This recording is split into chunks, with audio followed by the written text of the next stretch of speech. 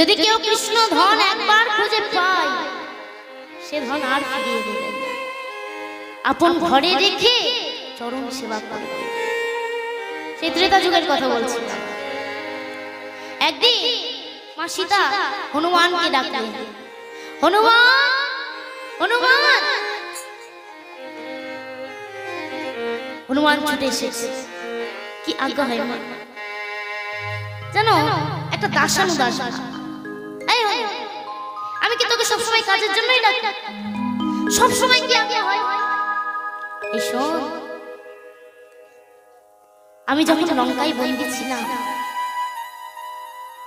তখন তুই যদি না থাকতি তাহলে তোর প্রভু আমাকে কোনোদিনও পেত না, আর আমিও তোর প্রভুকে কোনোদিনও পেতাম না। তোর এহেন উপকারের বিনিময়ে তোকে তো কিছু দেওয়া হয়নি, তোকে তো আমার কিছু দেওয়া উচিত। তাই আমি আমার এই গলার গজমতি হার তোকে বিনামূল্যে আনন্দ চিতে দান করব।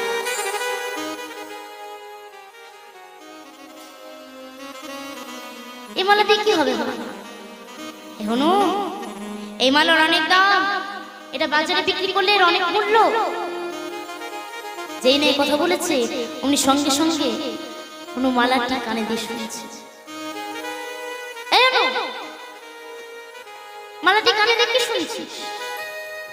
মা তুমি তো বললে এই মালার নাকি অনেক দাম,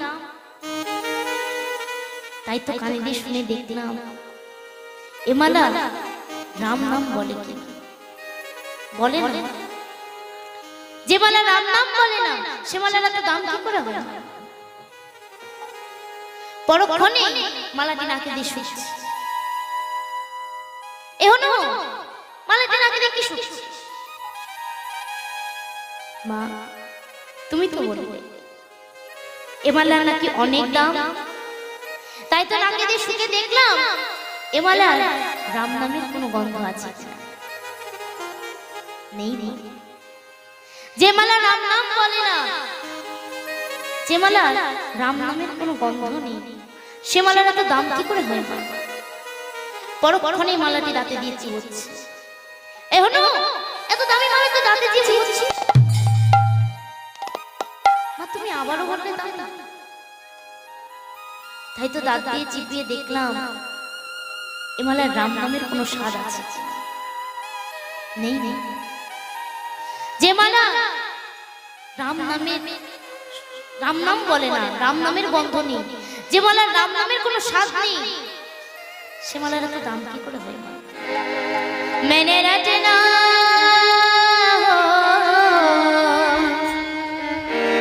मैंने रटना लगाए राधा नाम के,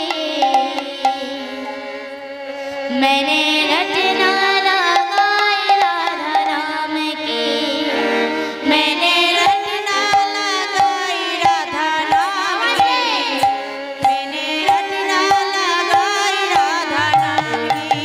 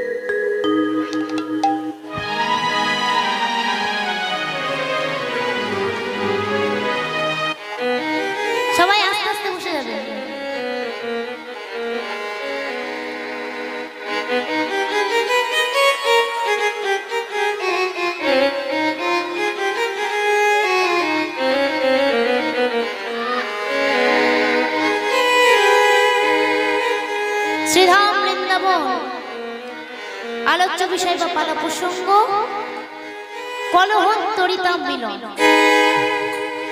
অর্থাৎ কলহ অন্তে মিলন।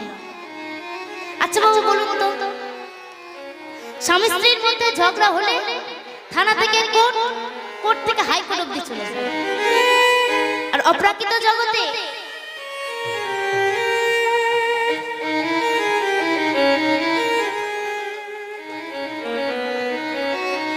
রাধা গোবিন্দের ঝগড়া, আর সেই ঝগড়া মিলনের দায়িত্ব কমিটি বাবা আমার উপর দিয়েছে। বলুন তো বাবা, এটা কি আমার একার দ্বারা সম্ভব? তাই আসুন আমরা সবাই মিলে চেষ্টা করে দেখি রাধা গোবিন্দকে একত্র করতে পারি কিনা।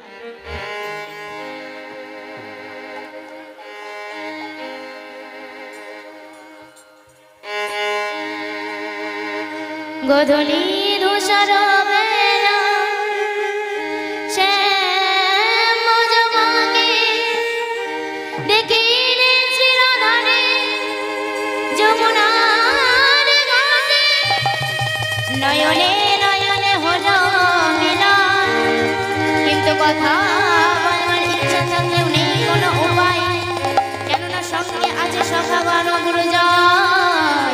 দাদা বলাই সঙ্গে করিলেন শ্যাম কেশ পরশিয়া, কেশর কুঞ্জ সাজালেন ধনী দীপ জ্বলিয়া, গন্ধে পুষ্পে সাজালেন বিলাস কুঞ্জ, কিন্তু যার জন্য এত আয়োজন সেবার এত উপকরণ, সেই অন্যতম কৃষ্ণ চন্দ্র চন্দ্রাবলীর সঙ্গে মুগ্ধ হয়ে তারই কুঞ্জে করিলেন নিশি যাপন সেবা গ্রহণ।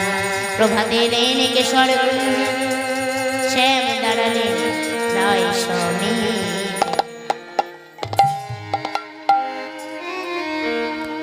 রাধে জয় রাজপতি মম জীবন দহিতে,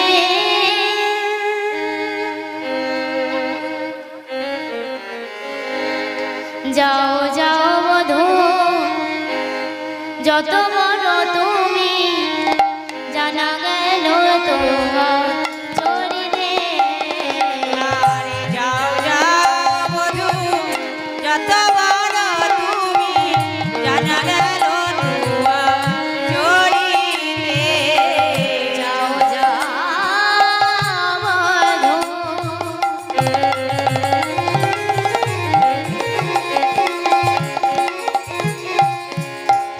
যত বড় তুমি, জানা গেল তোমার চরিতে।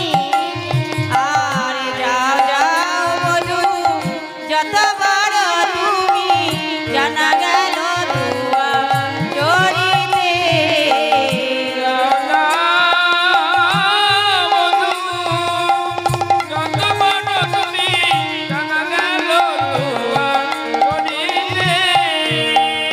যাও তুমি সেথা যাও, যাও তুমি সেথা যাও, আর যাও তুমি সেটা যাও, যেথা গেলে শান্তি পাও, যাও তুমি সেথা যাও। আর যেথা গেলে শান্তি পাও, যাও তুমি সেটা যাও। যেথা গেলে শান্তি পাও, আমাদিগে কেন জ্বালাও? যেথা গেলে শান্তি পাও, আমার যেথা গেলে শান্তি পাও, যেথা গেলে শান্তি পাও।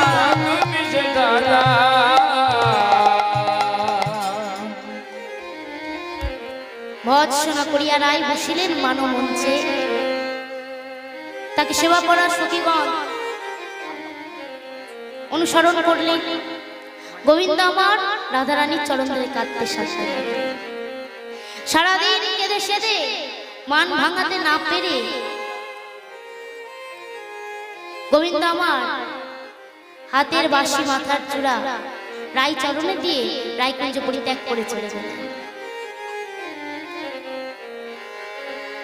এদিকে কুঞ্জের পাশে ছিল একটা বৃক্ষ, সেই বৃক্ষে ছিল দুটি পাখি, একজনের নাম সুখ আর একজনের নাম শাড়ি। সুখ শাড়িকে বলছে, শাড়ি গো শাড়িপতি সুখ তখন কহিছে বাজা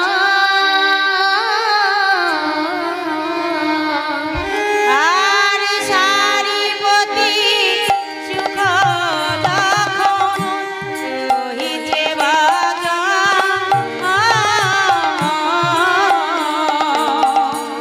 সারিপতি সুখ তখন কহিছে বাজা আর সারিপতি সুখ তখন কহিছে বাজা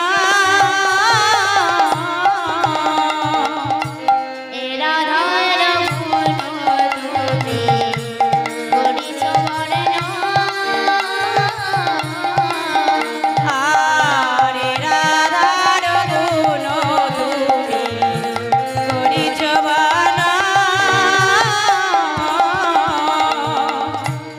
জগৎ জীবন কৃষ্ণ চরণ ধরিয়া আর জগৎ জীবন কৃষ্ণ চরণ ধরিয়া প্রিয়ার চাহিয়া বিপুল সহিয়া আরে ফিরিয়া যায় নারায়ণ তুলসিয়া সারিয়ে কিল তো সেই রাধা আরে কিল তো সেই রাধা এই কিল তো সেই রাধা আরে কিল তো সেই রাধা যার নামে কৃষ্ণে বাসি সাধা এই কিল তো সেই রাধা যার নামে কৃষ্ণে বাসি সাধা বাসি সদায় বলে রাধা রাধা নামে কৃষ্ণে বাসি সাধা নামে কৃষ্ণে বাসি সাধা এই নীল তোর সেই রাধা শাড়ি এই তো সে রাধা যে ভগবান কৃষ্ণের জন্য সারা জগৎ কাঁদে যার চরণ পাওয়ার জন্য আজ তাকে পেয়ে রাধারানী এত কাঁদালো তার চরণ ধরা একবার ফিরে চাইলো না কথাও বললো না এই তো সে রাধা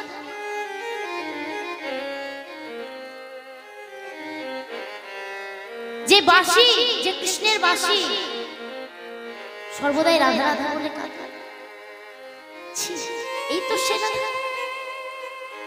আমার কি মনে হয় জানিস আমার মনে হয় এর চেয়ে ওই ঈশানী ভালো এর যে ওই ঈশানী ভালো এর চেয়ে ওই ঈশানী ভালো আরে যে ওই ঈশানী ভালো সে পতিকে পদে রেখেছিল এর চেয়ে ওই ঈশানী ভালো যে পতিকে পদে রেখেছিল গোবিন্দকে পদে ঠাঁই দিল না। যে পতিকে পদে রেখেছিল পতিকে পদে ঠাঁই দিয়েছে এর যে ওই ঈশানী ভালো এর থেকে ওই শানি ভালো শানি মানে কালী কেন না সে পতিকে তার পদে ঠাঁই দিয়েছিল কিন্তু রাধারানী গোবিন্দ রাধারানীর চরণ ধরে এত কাঁদলো এত সাধলো তবু রাধারানী একবারও ফিরে চাই সুখসারীর কথা শুনে সুখ মুখে শুনি তখন ওই ছনবাজ আর সুখ মুখে শুনি তখন ওই ছনবাজা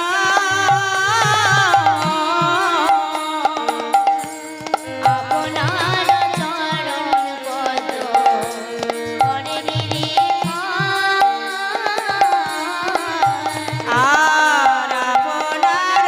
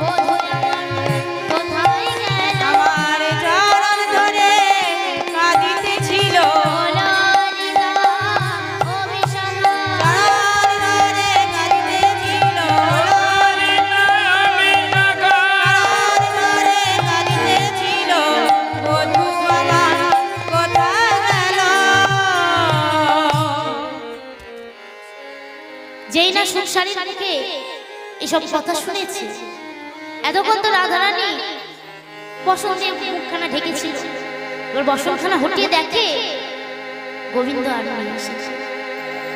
গোবিন্দ যে রাধারানীর চরণ ধরে কাঁদছিল, রাধারানী তো গোবিন্দর বদন দর্শন করে বসন্তে মুখ ঢেকেছিল। এত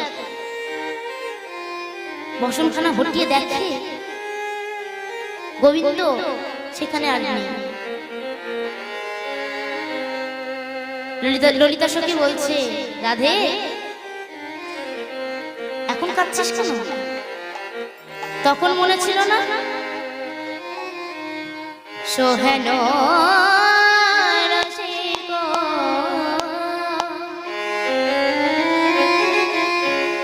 নাগরের সনে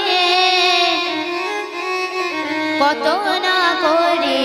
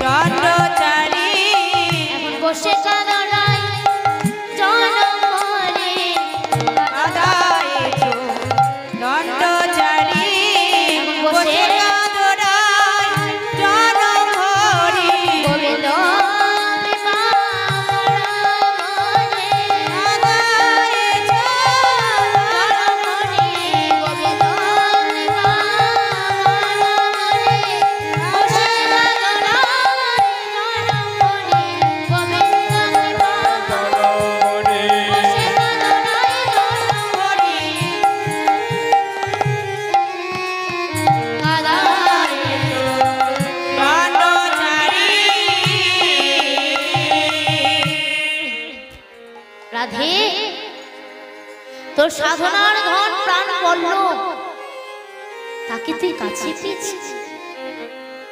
এমনকি কত মুনি ঋষি, কত সাধুগুরু বৈষ্ণব যার চরণ পাওয়ার জন্য এত কাদা সাধনা করে,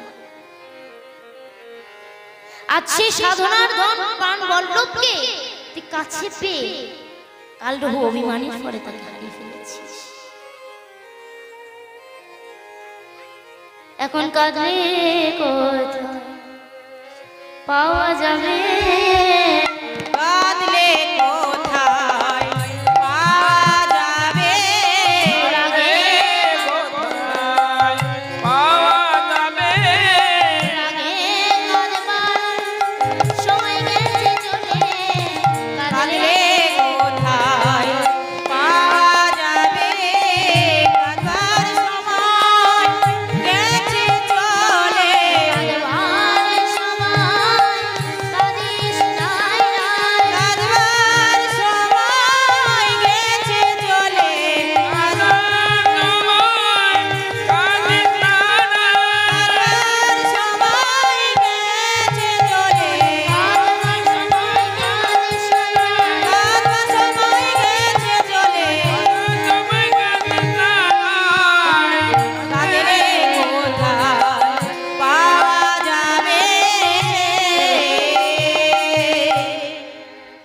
বাল্যপাঠে একটি বৃহৎ কথা লেখা আছে। বইটি বাল্যপাঠ শিশু শিক্ষা, কিন্তু কথাগুলো কত বৃহৎ। তাতে লেখা আছে, সময় হইলে গত কিন্তু একবার কিনিতে পারি কি ক্ষণ মাত্র তার, আর হবে না সময় গেলে, আর হবে না সময় গেলে, আর হবে না সময় গেলে, আর হবে না সময় গেলে, তোরে কাঁদবার সময় গেছে চলে, আর হবে না সময় গেলে, তোরে কাঁদবার সময় গেছে চলে, কাঁদবার সময় কাঁদিস না, কাঁদবার সময় গেছে চলে, কাঁদবার সময় গেছে চলে, আর হবে না সময় গেলে। রাধে, তোর যখন কাঁদবার সময় ছিল তখন তুই না কেঁদে সে সময় অপব্যবহার করেছিস। তোর বধূ কেঁদে কেঁদে তোর মান ভাঙাতে না পেরে যখন কুঞ্জ ছেড়ে চলে যাচ্ছিল, তখন আমার কি মনে হয় জানিস, কোন কৃষ্ণ অনুরাগিনী তার মন প্রাণ জীবন যৌবন সমস্ত কিছু সঁপে দিয়েছিল গোবিন্দের চরণে, দুটি বাহু প্রসারিত করে দাঁড়িয়েছিল। আমার কি মনে হয় জানিস, তোর কালো মানি সেই পেয়েছে, কালো মানি সেই পেয়েছে, কালো মানি সেই পেয়েছে, তোরে কালো মানি সেই পেয়েছে, যে অনুরাগের পথে দাঁড়াইছিল, কালো মানি সেই পেয়েছে, অনুরাগের পথে দাঁড়াইছিল, আর অনিতের মন তুলে ফেলে, অনুরাগের পথে দাঁড়িয়েছিল, আর অনিতের মূল তুলে ফেলে, অনুরাগের পথে দাঁড়াইছিল, অনিতের মন, অনুরাগের পথে দাঁড়িয়েছিল, অনিতের মন তুলে ফেলে, কালো মানি সে পেয়েছে। আমার মনে হয় তোর কালো মানি সেই পেয়েছে, যে অনুরাগের পথে দাঁড়িয়েছে, মন প্রাণ জীবন যৌবন সমস্ত কিছু সঁপে দিয়ে যে দাঁড়িয়েছিল, তোর কালো মানিক সেই পেয়েছে। কারো কোনো হারিয়ে যাওয়া জিনিস যদি কেউ খুঁজে পায়, সে যদি ভালো মনের মানুষ হয়, চাইলে হয়তো সে ফিরিয়ে দেবে, কিন্তু কৃষ্ণ ধন যদি একবার কেউ পায়, সে ধন আর তো ফেরায়ে দেবে না রায়। আরে তো ফিরায়ে দেবে নারায়ণ, আর ফিরায়ে দেবে না রায়।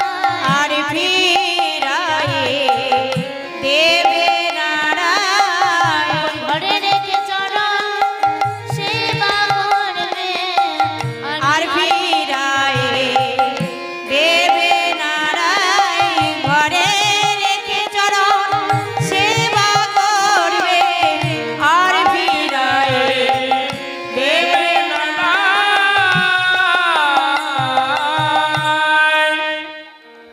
যদি কেউ কৃষ্ণ ধন একবার খুঁজে পায়, সে ধন আর ফিরিয়ে দেবে না। আপন ঘরে রেখে চরণ সেবা করবে, সে ধন আর ফিরিয়ে দেবে না। আর রাধে যা হয়েছে তা ভালোই হয়েছে। কেন জানিস, দুদিন আগে আর পরে গোবিন্দের সঙ্গে তোর প্রেম ভেঙেই যেত। কেন না, রাজার ঝিয়ারে ফুলের ভবানী, এতে কি পিরেতে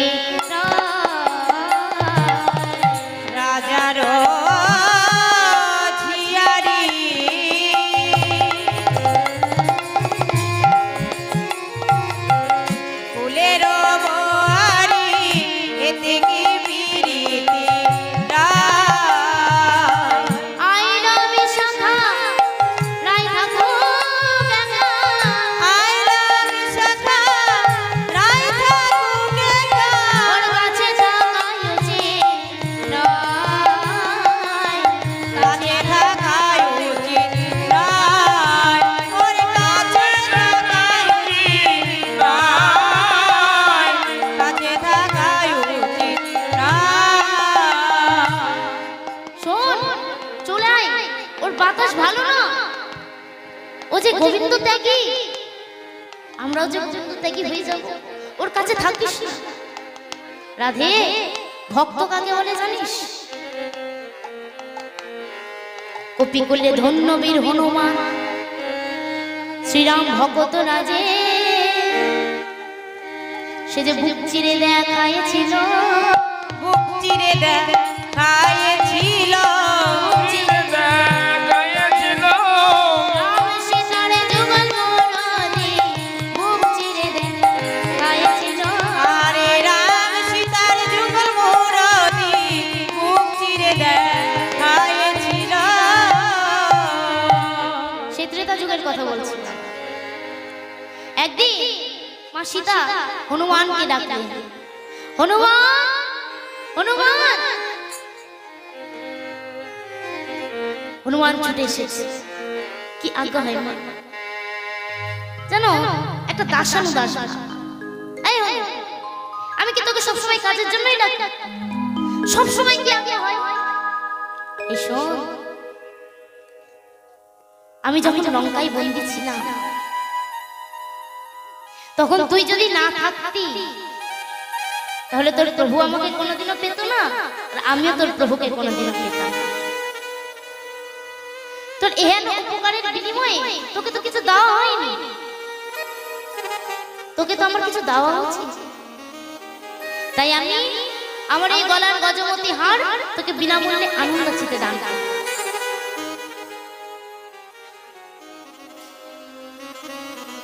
এই মালা দিয়ে কি হবে?